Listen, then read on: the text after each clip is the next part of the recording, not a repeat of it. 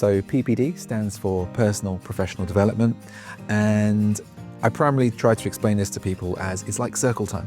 We are in small to medium-sized groups where everyone is bringing aspects of themselves and they talk about things that are relevant to them personally and professionally as trainee counsellors. It really does cover everything, and it's a very flexible class because it's what people bring and what they want to talk about. I've seen everything from strong debates to tears and laughter, because it's a kind of like a small reflection of what it is to be human. We talk about so much and people do gain a lot, and the more you bring to PPD, the more you get out of it.